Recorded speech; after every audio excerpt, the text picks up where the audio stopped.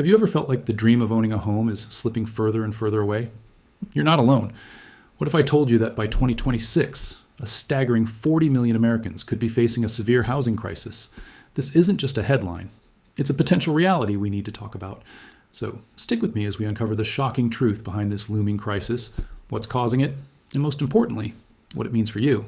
First, let's break down this number. 40 million people. That's roughly the entire population of California. Imagine every single person in the most populous state struggling with housing. This isn't about just one city or one state. It's a nationwide issue brewing right under our noses. The core of the problem is a concept economists call housing instability. This means people are spending more than 30% of their income on housing, they're living in overcrowded conditions, or they're constantly moving because they can't afford rent. And the projections are showing this instability is about to get a whole lot worse. So, what's fueling this fire? It's a perfect storm of several factors. Let's start with the most obvious one, supply and demand. For decades, the United States has simply not built enough homes to keep up with its growing population. Think about it. After the 2008 financial crisis, new home construction plummeted and it never really caught back up. We are now facing a deficit of millions of housing units. When there's not enough of something to go around, what happens? The price skyrockets. It's basic economics, but the real-world consequences are devastating for everyday families. This isn't just about single-family homes either. The shortage extends to apartments and affordable rental units. Developers often find it more profitable to build luxury condos rather than affordable housing, creating a huge gap in the market for lower and middle-income earners. So even if you're not looking to buy, you're feeling the squeeze in the rental market, with rents climbing to record highs in many cities across the country. Now let's layer on the second major factor, rising interest rates. You've probably heard the Federal Reserve has been raising rates to combat inflation. While that's the goal, a major side effect is that it makes borrowing money much more expensive. For potential homebuyers, this is a massive hurdle. A mortgage that might have been affordable just a couple of years ago is now completely out of reach for many.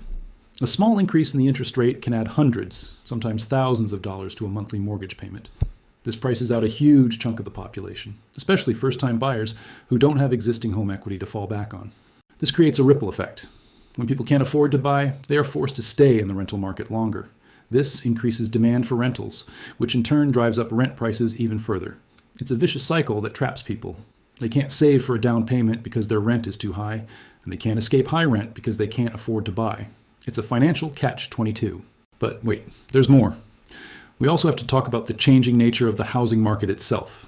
I'm talking about the rise of institutional investors. Large corporations and private equity firms have been buying up single-family homes at an unprecedented rate. In some neighborhoods, these companies are the biggest landlords. They're not families looking for a place to live. They're investors looking for a return. This turns housing from a basic human need into a financial asset, just like stocks or bonds. When these corporations buy up a significant portion of the housing stock, they can essentially set the price for the entire area, pushing out individual buyers and driving up rents for tenants. It fundamentally changes the game, and not in a good way for the average person. Let's connect the dots here. We have a severe shortage of homes, making everything more expensive. We have rising interest rates, making it harder to get a mortgage. And we have large corporations competing with families for the few homes that are available. You can see how these forces combine to create a pressure cooker environment. This is the engine driving us toward that 40 million figure. It's not one single problem, but a complex web of interconnected issues. Now, who is most affected by this? While it's a nationwide problem, it doesn't impact everyone equally. The burden falls heaviest on low-income families, young people trying to start their lives, and communities of color who have historically faced discriminatory housing practices. For these groups, the dream of stable housing is becoming an impossible one. They are the ones facing the highest risk of eviction, homelessness, and the crushing stress that comes with housing insecurity. This isn't just an economic crisis, it's a social crisis that deepens inequality. Think about the ripple effects on society. When people are constantly worried about where they're going to live, it impacts everything else. Their health suffers. Their children's education is disrupted from having to move schools frequently. Local economies are hurt because people have less disposable income to spend at local businesses. A stable home is the foundation upon which people build their lives, and when that foundation is crumbling for millions, the entire structure is at risk. So what happens by 2026 if these trends continue? The 40 million projection represents the number of households that could be cost-burdened, meaning they spend over 30% of their income on housing. Many of them would be severely cost-burdened, spending over 50%. This leaves families with impossible choices. Do I pay rent or buy groceries? Do I fix the car or cover the mortgage?